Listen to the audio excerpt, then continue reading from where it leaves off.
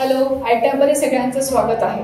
आयटॅबमध्ये आपण income टॅक्सचा course घेऊन येतो कारण आताच लेटेस्टच इन्कम टॅक्सची ड्यू डेट वाढलेली आहे, जी नेहमीच 31 जुलै असते. ज्यांना ऑडिट नाहीये आता त्यांची 15 सप्टेंबर झाली आहे.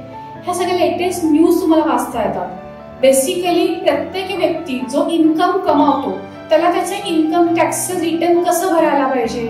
सगळेच इन्कम एका हेडच्या अंडर खाली येत नाही.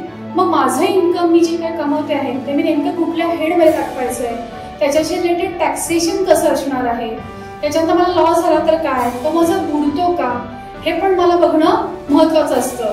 काही ठिकाणी लोक म्हणतात की तुम्ही LIC पॉलिसी काढा, तुम्हाला टॅक्समध्ये सेव्हिंग होईल. मग ती मला कशा पद्धतीने सेव्हिंग होणार आहे, नेमकी कुठे मिळते, खरंच मला LIC मधनं टॅक्समध्ये सेव्हिंग्समध्ये त्याचा फायदा होतो का. मी घर घेतलं, मी घरासाठी हप्ते भरतीये, तर मला हप्त्याच्या इंटरेस्टचा बेनिफिट होतोय का, मला हप्त्याच्या प्रिन्सिपलचा बेनिफिट होतोय का, म्हणजे मुलं शाळेत जात आहेत त्यांच्या फिया भरती आहे मी, त्याचा काही मला बेनिफिट होतोय का. तर या सगळ्याच गोष्टी आपल्याला अगदी आतापासून कितीपर्यंत, म्हणजेच कुठून तर तुम्हाला इन्कम कमवायला लागल्यापासून बेसिक टर्म्स, असेसी म्हणजे कोण, असेसमेंट इयर काय प्रकार असतो तोही लोकांना समजत नाही. लोकांना वाटतं की हे तर वर्ष आहे, मग आणखीन असेसमेंट इयरची भाषा काय, ते तर वर्ष यायचे अजून माझं. सो असेसमेंट इयर काय, ह्या टर्म्स काय आहेत, त्याच्यानंतर कुठल्या इन्कमला एक्झम्पशन्स आहेत, कुठले इन्कम कुठल्या हेड्समध्ये दाखवायची आहे, लॉसेस कसे ऍडजस्ट होतात. मी ऍग्रिकल्चर इन्कम कमवते आहे, मी ऍग्रिकल्चर इन्कम सोबत इतर इन्कम पण कमवते आहे, तर माझी टॅक्स ट्रीटमेंट कशी असेल, मला डिडक्शन्स कसे मिळणार आहेत, मला माझा TDS जातो, हा TDS प्रकार नेमका काय, आणि तो तर खूप वास्ट आहे, डेली वापरातला गोष्ट आहे. जो सॅलरीड व्यक्ती आहे त्याच्या पगारातून TDS कापला जातो. जे व्यावसायिक आहेत त्यांना सतत कुणाचा ना कुणाचा तरी कुठल्या तरी कारणासाठी TDS कापावा लागतो, तो सरकारला भरायला लागतो, कारण सरकारने ती तुम्हाला एक जबाबदारी दिली. सो ती जबाबदारी मी कशा पद्धतीने कम्प्लीट करू शकतो. सो TDSचा चॅप्टर हा डीपमध्ये असतो. त्याच्यानंतर ऍडव्हान्स टॅक्सचे स्लॅब आपल्याला टीव्हीला जाहिरात येतात, न्यूजपेपरमध्ये जाहिरात येतात, ऍडव्हान्स टॅक्स जवळ येत आहे, सगळ्यांनी आपला ऍडव्हान्स टॅक्स भरा आणि इंटरेस्ट टाळा. हे आपण वाचतो, पण नेमका ऍडव्हान्स टॅक्स भरायचा कुणी, मी कधी भरायचा, किती भरायचा असतो हे आपल्याला माहिती पाहिजे.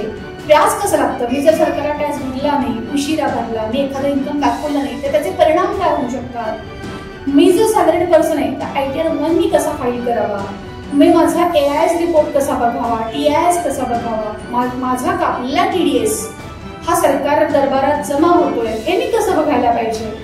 या सगळ्याच गोष्टी ITAB त्यांच्या पोर्शनमध्ये कव्हर करतात. आणि हा कोर्स कोण करू शकतं, कोणीही कमवणारी व्यक्ती ज्याला basic income tax returns file करता येणं शक्य आहे, ते सॅलरी पर्सन स्वतःचं रिटर्न फाईल करू शकेल.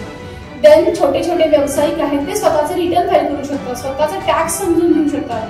ह्या सगळ्यांनाच उपयोगाला येतं. दुसरं महत्वाची गोष्ट, वरच तुम्ही बेसिक इन्कम टॅक्स चांगला शिकलात की येणारे बदल, दरवर्षी फायनान्स ऍक्ट येतो, दरवर्षी फेब्रुवारी महिन्यामध्ये बजेट येतं आणि त्याच्यामध्ये बदल येतात. ज्यांनी बेसिक इन्कम टॅक्सचं नॉलेज घेतलेलं असेल तर ते सहज बदल वाचता येतात, आत्मसात करता येतात. अगदीच आत्ताच मी सांगितलं की आम्हाला हा बदल कळाला की ड्यू डेट वाढली आहे, हे लगेच कळतं, हे बघता येतं. त्याच्यानंतर मागच्या वर्षामध्ये TDS मध्ये काही बदल झालेले आहेत. मागच्याच वर्षामध्ये आपल्या कॅपिटल गेन म्हणजे जर तुम्ही मालमत्ता विकल्या आणि त्यात प्रॉफिट झाला तर त्याच्या टॅक्सेशन मध्ये कालावधीत बदल झालेले आहेत. तर हे सगळे बदल ज्यांना इन्कम टॅक्स माहितीच नाही, तर बदल बघायचे कसे, बदल होतात हेच माहिती नसतं, झाले तरी बघायचे कसे, कुठून बघायचे, बदल झाला म्हणजे नेमका काय बदल झाला हेही समजत नाही. पण हेच तुम्ही जर बेसिक इन्कम टॅक्सचं व्यवस्थित मॉड्यूल केलं तर तुम्हाला भविष्यात येणारे चेंजेस, ऍडव्हान्स इन्कम टॅक्सचं नॉलेज घ्यायला सुद्धा तुमची प्रचंड मदत होते. सो असा हा सगळा पूर्ण सेट इन्कम टॅक्सचा जो नक्कीच तुमच्या उपयोगात पडणार आहे. तुमच्या आत्ताच्या स्वतःच्या कमाईसाठी, एखाद्या व्यावसायिकाकडे अकाउंटंट म्हणून काम करताना इन्कम टॅक्सचे नॉलेज असण्यासाठी, आणि भविष्यातल्या इन्कम टॅक्सचे चेंजेस तुम्हाला माहीत करून घेण्यासाठी अतिशय योग्य असं आम्ही प्रेझेंट केलेलं आहे ते इन्कम टॅक्सचं मॉड्यूल.